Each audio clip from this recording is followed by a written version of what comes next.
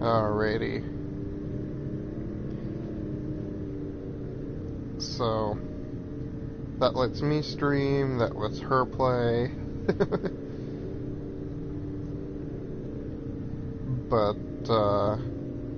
I would rather do a lower resolution, higher quality than a higher resolution, low quality, just because low quality did not impress me when I was experimenting around with this stuff. So, there is,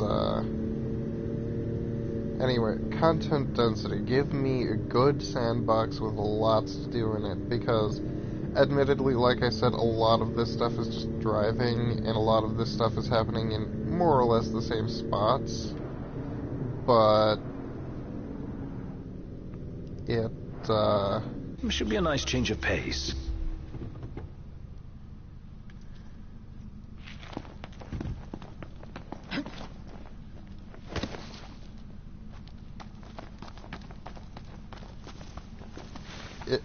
it fills in the gaps by putting in collection points and random items.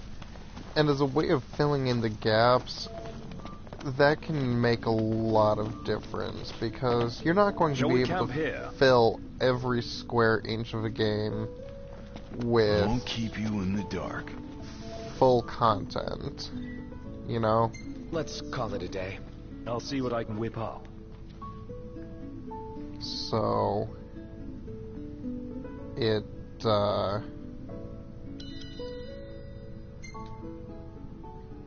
it does a good job of balancing that. It gives you a good way of getting around, but it doesn't make it a complete waste to hoof it.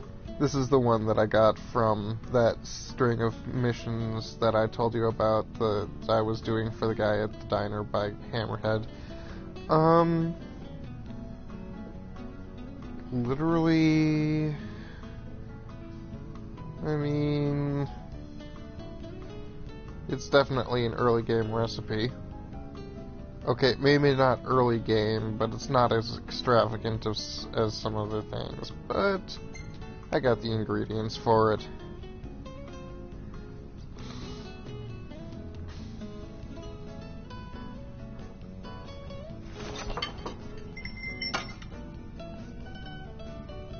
Not gonna lie, it looks tasty. All of this food looks tasty.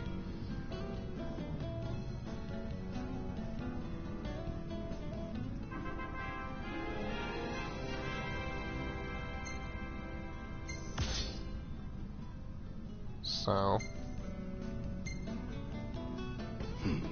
Not bad.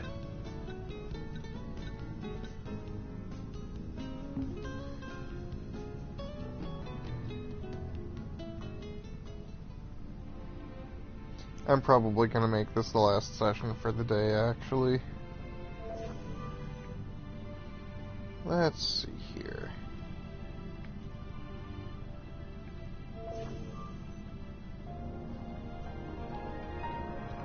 Feeling refreshed. Well, the tent lets you stretch out a bit more. Ooh. I just lost my stomach a little bit with that.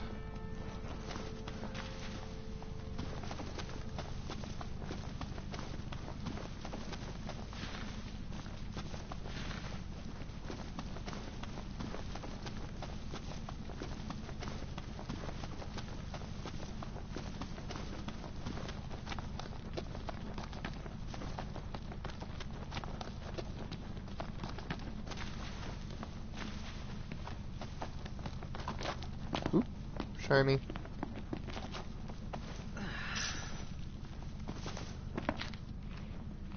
Okay, back to the car.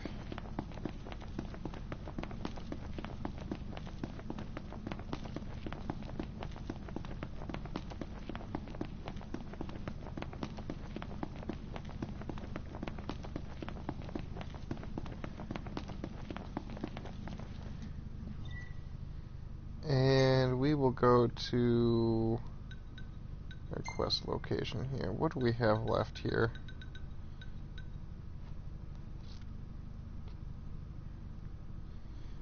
This is 5 minutes here. Everything in order? Yep. All right.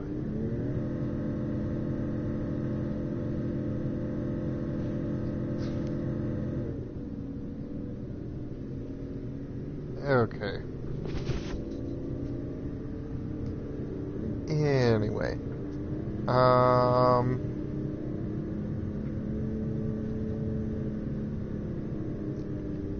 I mean, I guess I'm a little out of trivia right now, unless anyone wants to hear more about dive stuffs, because I can talk more about dive stuffs, but Wikipedia is your friend, and Google in general, and just that kind of stuff.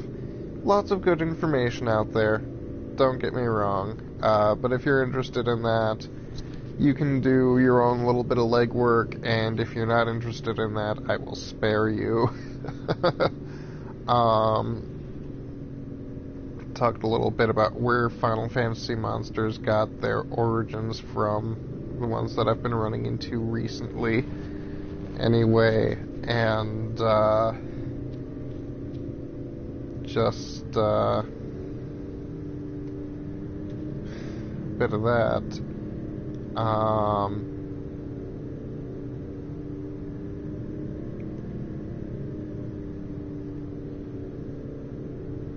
So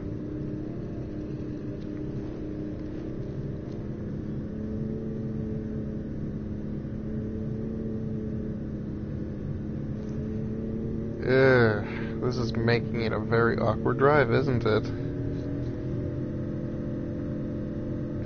Anyway. We're running low on petrol. Yes, we're gonna stop. Mind if we stop to refuel? Be my guest. How kind of you to oblige. Anyway, Final Fantasies, which ones haven't I covered?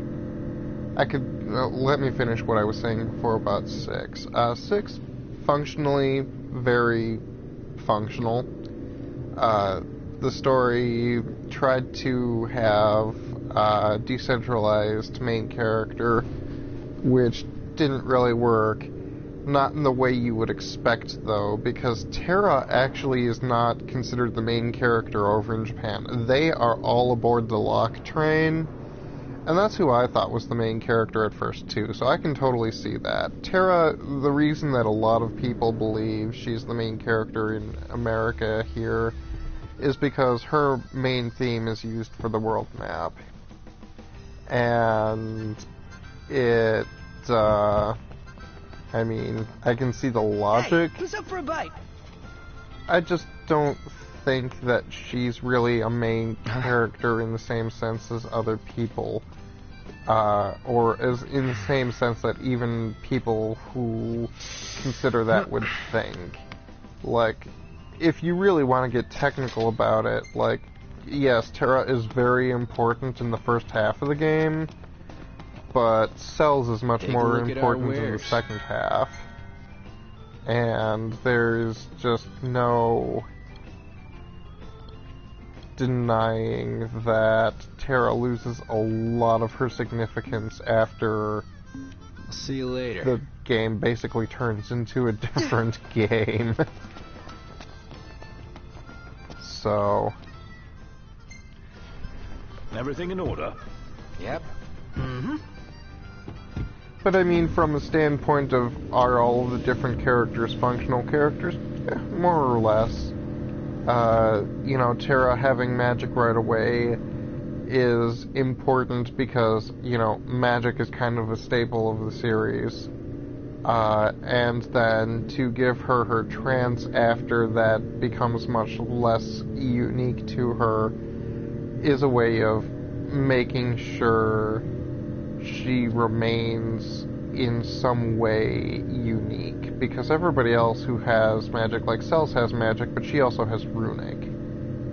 So there are just various things that each character can do, and summons are there and all that. I mean, it's a functional game. A lot of people who played it first say it's better than Final Fantasy VII. A lot of people say that people who played Final Fantasy VII will always think it's the best game ever just because of their nostalgia glasses. But the fact of the matter is that, honestly, I played them both kind of at the same time, because by the time we got a PlayStation, PS2 was already out, and we just got whatever games were in bargain bins or whatever we could beg for like a birthday or something. So, I mean, when we played the games, we got Final Fantasy VII for PC before we got a PlayStation. But it was only within a couple of years that really I first got into Final Fantasy VI and was really shocked at how different things were in the rest of the series as I played more of it. And so, like, Final Fantasy VI, it's not a terrible game. I think it benefits very much from its position in time. But, you know, when it comes right down to it, I'll say that it's not a bad game. I will say that it maybe hasn't aged quite as well as Final Fantasy VII from a mechanical standpoint. Like, the story is still a very classic story, but the flexibility of 7 is something that makes it so that it's infinitely replayable. If you want to see the story again, you can do it, and you can do it without doing things the exact same way every time for, like, the rest of your life. 7 is a game that I have never stopped playing, whereas 6 is a game that I stopped playing before I even finished it. It just... I mean, admittedly, that was because I just hated Terra in the PlayStation version, but it just hasn't aged as well as 7 has, and 7 hasn't aged well graphically, but it still remains a solid game from a gameplay standpoint. And I mean, 6 isn't terrible in that respect, it just doesn't have the same flexibility. And I think that that flexibility is something that modern audiences are more in line with than choosing your party and dealing with their own, you know, stat totals, idiosyncrasies, and abilities, and that kind of thing, then, you know, pick your 3 favorite characters. You're probably going to be able to use magic decently enough on anyone, and that kind of thing, and, you know, pick whose limit breaks you want. So, like I said, 6 is not a terrible game. I do like the Game Boy Advanced version of it better overall, just because I find Terra more tolerable. Like, I actually kind of like her in the GBA version, which is a pretty abrupt about face, so...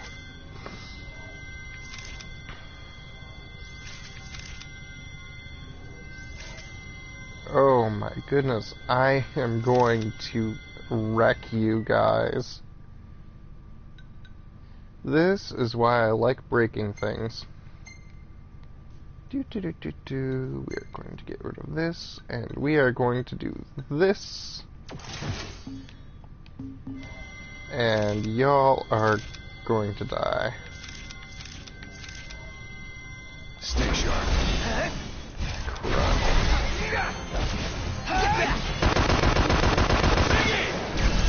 You're on fire today. You ready?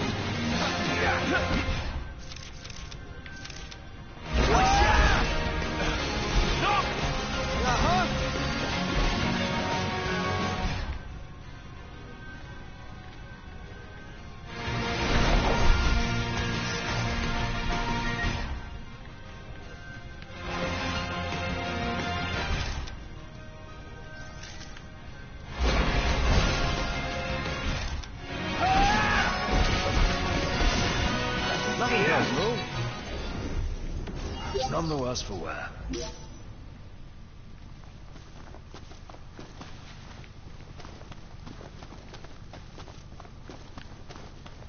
That's something else I'm gonna have to change in my review, because when I was writing it, the only things that actually were weak to swords were like the scorpions in the in lead, and obviously swords are becoming a lot more important again. So that's good, because I've got a really good one right now.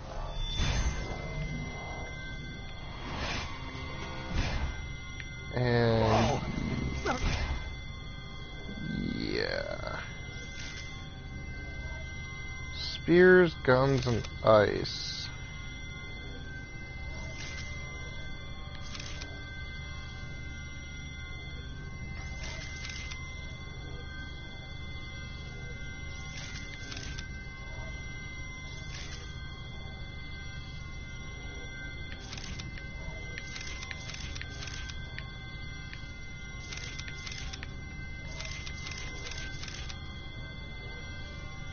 Well, say goodbye. Step too close and it's the last you'll see. We'll kill it and see how it tastes.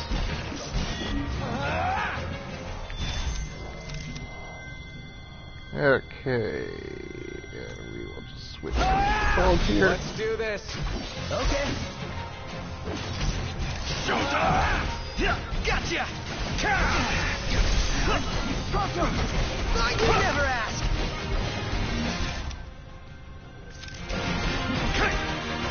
That's that.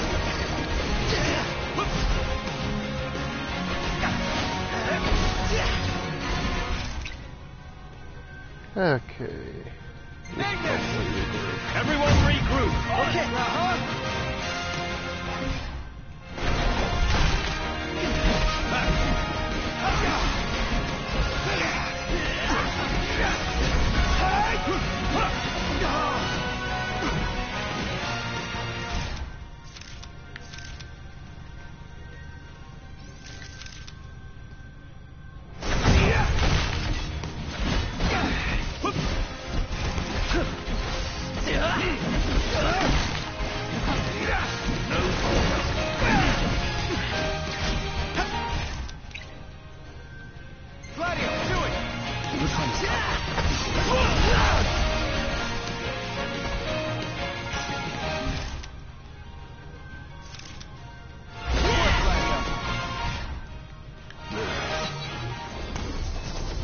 None the worse for wear. Bring on the next one. Huh. Alrighty.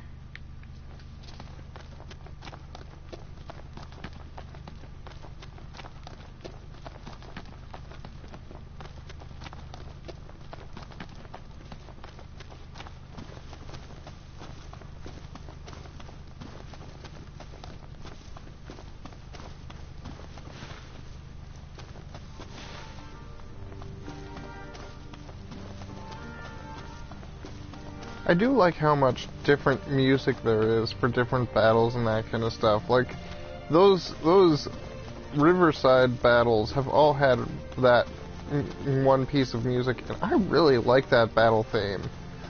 Like, I don't know if it's just because they're so much lower level than me at this point, but it's bouncy, it's fun, it's kind of epic, and Everything in order.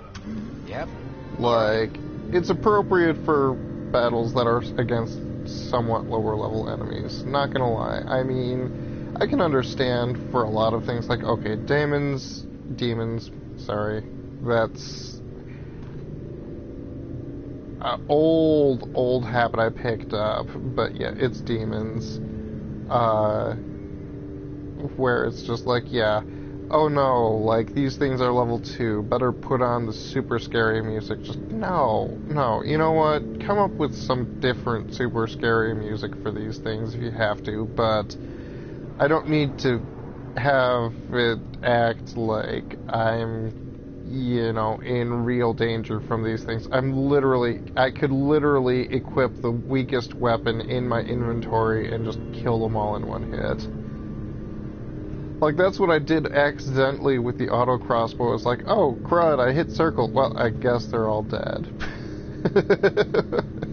Just, I could do anything, and they're just so much lower level than me that I physically can't not kill them. So,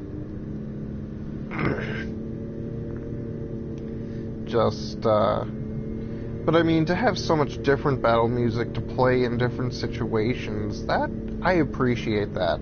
That's something that I appreciated in Legend of Dragoon, actually, is that it had so much music to it, and so many battle themes, and so many victory themes, and just...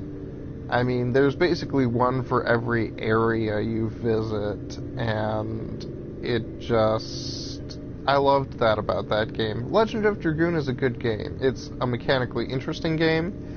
The mechanics are solid. They're a little difficult if you aren't good at anticipating and reacting. It's actually one of those things that you will notice the Bluetooth lag in it because of the precision timing required. It's a great game to play on Vita, though.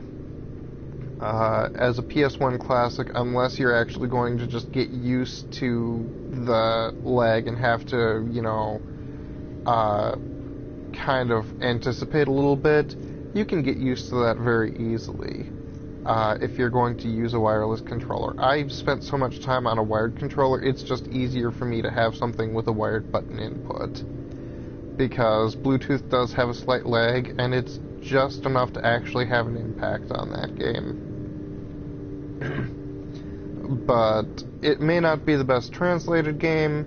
It's a mechanically solid game. It's got some really great lines in it.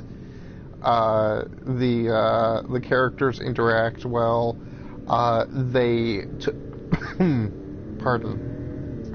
took a lot of care in rendering things and optimized the heck out of Here. It's quite comforting to see other people about. The way they rendered things.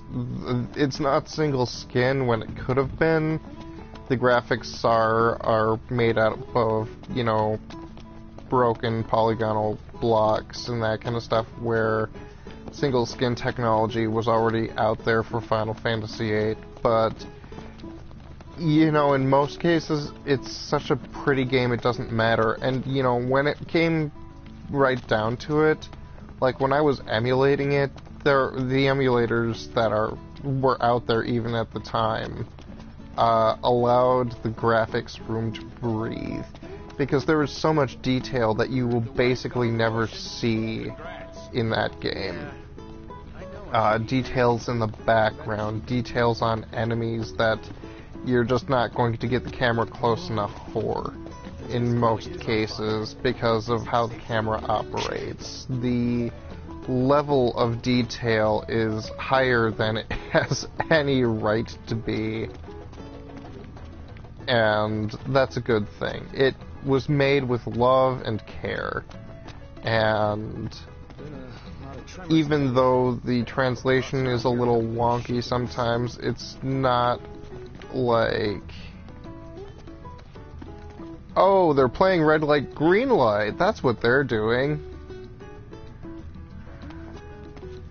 How did I not recognize that? I played that as a kid. I'm pretty sure we probably all did.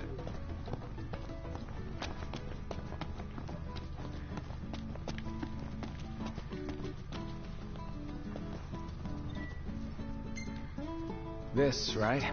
That's the stuff. Thanks.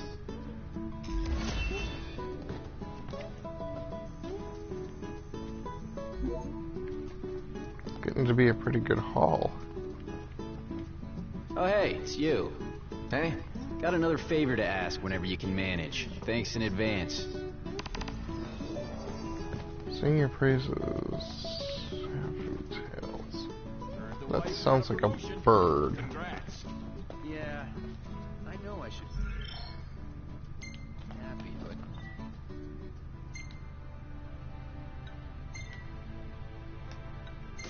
the better she does. Anyway, Legend of Dragoon, I highly recommend it. A lot of people said that at the time that it was trying to be Final Fantasy VII.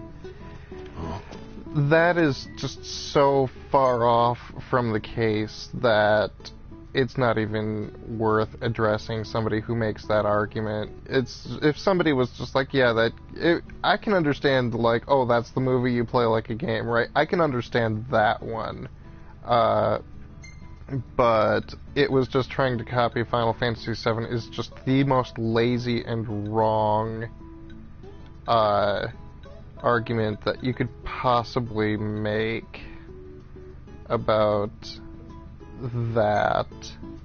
Where's the shopping bags? I got them stored over here. It's just not true. And I think the reason that people make that comparison so often is A, Dart has spiky blonde hair, and B, that was basically the only RPG that most people were familiar with at the time. Because Legend of Dragoon didn't compete with Final Fantasy VII in any way, shape, or form. It competed with Final Fantasy VIII. And people were less than impressed with Final Fantasy VIII, even at the time. I mean, it's visually very impressive, but people did not like the gameplay story or anything else about it. Even at the time. At least not the people that I had talked to. And Final Fantasy VIII, like I said, I think it gets a bad rap, but it's widely seen, even among Final Fantasy fans, as one of the worst games of the series. Right down there with Final Fantasy II, which Final Fantasy II is an interesting one. It had a lot of interesting ideas that were implemented better elsewhere. The stat growth system for the weapons was something that wasn't really reliable in and of itself. You had to switch out weapons eventually.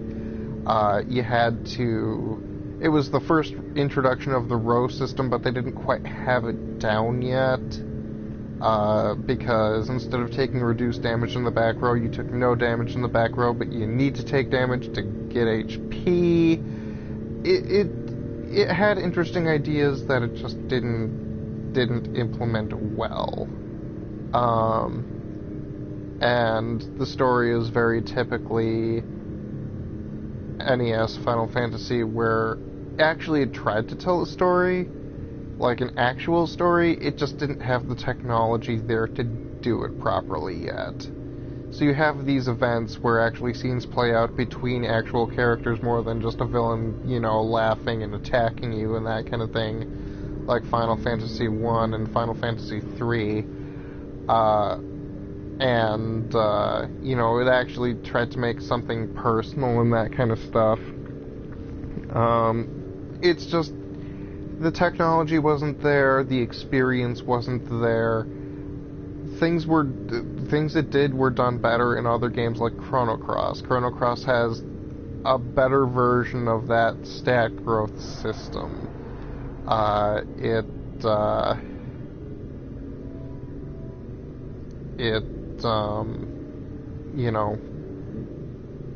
works with that system. The weapon system is something that I actually was pretty impressed with, and I tried to emulate and do my own version of in my stuff, which I try not to talk about as much as possible, because until something's out there, it's not really worth talking about, because nobody's gonna see it until it's out there. When it's out there, I can talk.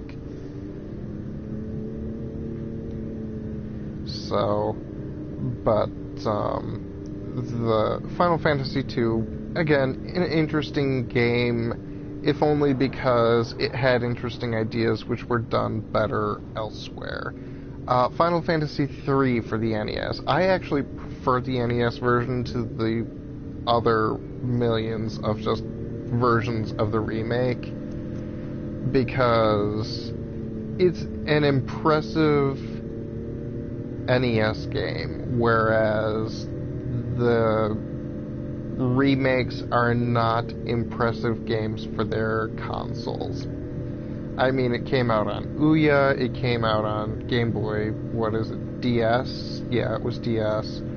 And I've spoken about this on Final Fantasy Wiki and my rants and that kind of stuff, but Final Fantasy III as a game is punishingly difficult but fair. The remakes are patronizingly easy early on that suddenly become even more punishingly difficult and not fair when the game actually starts getting going. And like that just it's not fair. It's not fair in the least. And the problem was that they decided they needed to do it in 3D and had to make sacrifices around that they didn't have to make when it was in 2D. They could have done it in 2D and done a 2D remake like they did with Final Fantasy 1 and Final Fantasy 2. And eventually actually before that even, Final Fantasy 4, the remake of that was, you know, polished up graphically and that kind of stuff. They could have done it that way and they chose not to. And I believe that was a mistake. Well, here we are. And I'm going to find a rest point here, because this is going to get real hairy real quick. Where is the nearest parking spot? Where is the nearest map point?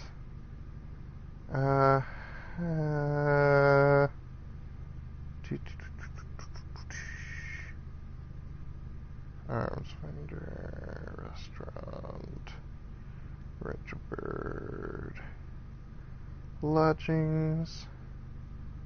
Yeah, we're going here. Everything in order? Yep. Because I'm gonna need to gas up too. But Final Fantasy III for the NES, very technically interesting, masterful game. Please, no, I don't need this right now. Okay. The music is very well done. I have not liked what they have done with the music since then. With the,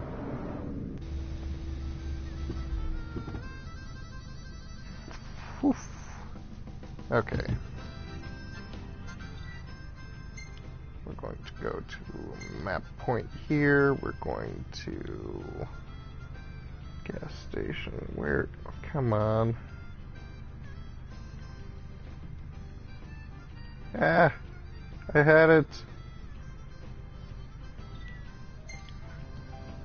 Let's go. Okay, please Sounds good. take this gas station here. There we go.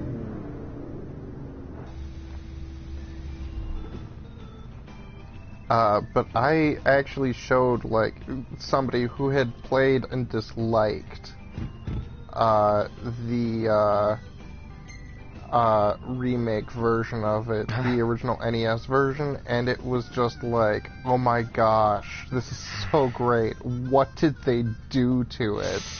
The music is so much better on the NES version because it understands the music. A lot of these tunes, when they were remade, lost what... I mean, Final Fantasy III's music was very wistful and kind of sad, and it was very appropriate for it, but there was also an exoticism in a lot of the tunes, too. Especially the battle themes. Like, they sounded like kind of... for some of them, I described it almost as being like the Cloud of Darkness herself dancing to the music. Just that kind of wildness, Take a look at this. exoticism. Where are you? Where literally where? Oh, there you are. Warning: scalding water. Beware of intermittent blasts from geysers. Never seen a geyser before. Then let's go see. Okay.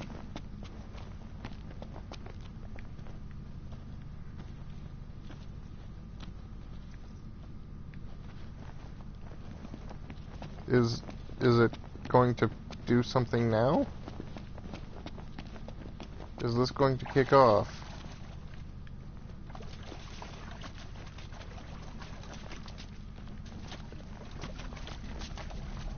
I am not losing HP by going through scalding water, apparently. And that is not geysing.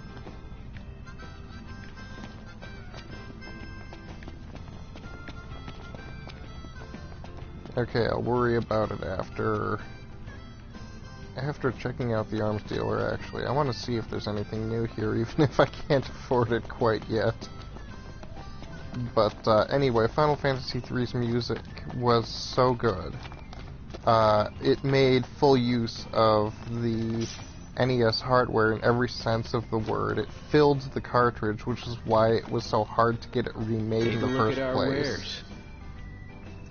Because they literally couldn't port it to anything else that was out there at the time, like the Wonder Swan or anything like that, because of the sheer size of just the data. It filled the cartridge. There was nothing left.